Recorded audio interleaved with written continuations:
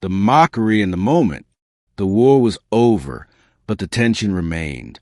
As part of the peace accord between Earth and the Zyrari Dominion, a handful of human soldiers were invited to the royal court on the alien homeworld of Velzyra. It was meant to be symbolic, a gesture of unity. But not everyone welcomed the humans, especially not Princess Thalexa.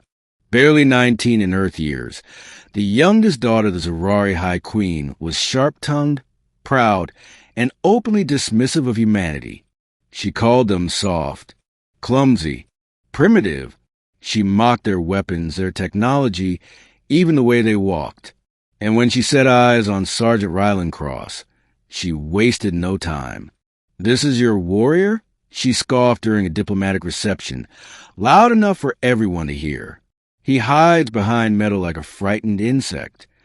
Her laughter rippled through the court, echoed by a few smug courtiers. Rylan didn't flinch. He was a soldier.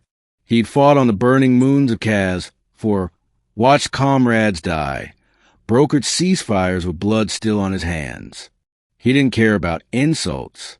But something about her arrogance, the way she laughed without knowing him, struck a nerve. He took one step forward and spoke calmly.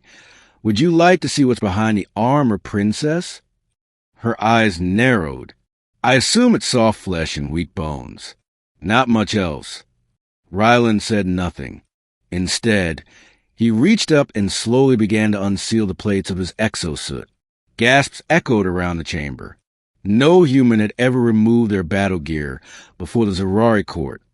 Not willingly. Piece by piece, the armor dropped away, until he stood there, tall, muscled, his skin marked by burns and scars, each one telling a silent story of survival. One along his shoulder where he'd shielded a civilian, another across his ribs from a plasma blade, a long, ragged scar over his chest, dangerously close to his heart. The room fell silent. Princess Thalexa stared at him, all mockery gone from her face. Rylan didn't gloat.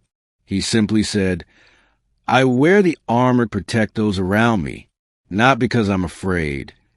She opened her mouth to respond, then shut it. For once, the princess had no words.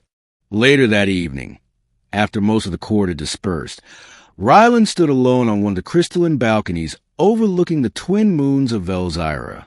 The stars above shimmered with unfamiliar constellations. "You made quite an impression today," came a voice behind him. He turned. Thalexa. Her tone was softer now, her posture no longer dripping with pride. "I was unkind," she said, folding her arms. "And wrong." Rylan raised an eyebrow. That sounded suspiciously like an apology. She smirked, then let it fade. "I've never seen a human scar before." "You've never seen a human without armor, either," he replied. She nodded. "That one across your chest. What happened?" "Shielded a child from a collapsing wall during a drone strike." Thalexa was quiet for a long moment. "Your people are different than I thought. And yours are more than just polished armor and sharp words." She gave him a sideways glance. "You're not afraid of me?"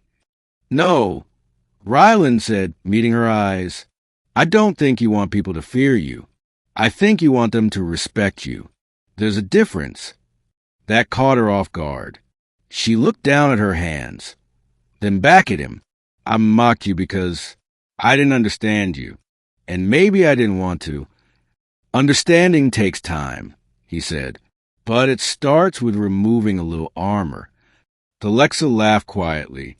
"Well then, Sergeant Rylan Cross, perhaps we both have more to learn." And from that moment, something shifted. The proud princess and the scarred soldier, two people from a world at war, found common ground not through diplomacy, but through honesty, through vulnerability, through the courage to be seen. And in that quiet night under alien stars, the first seeds of peace truly began to grow.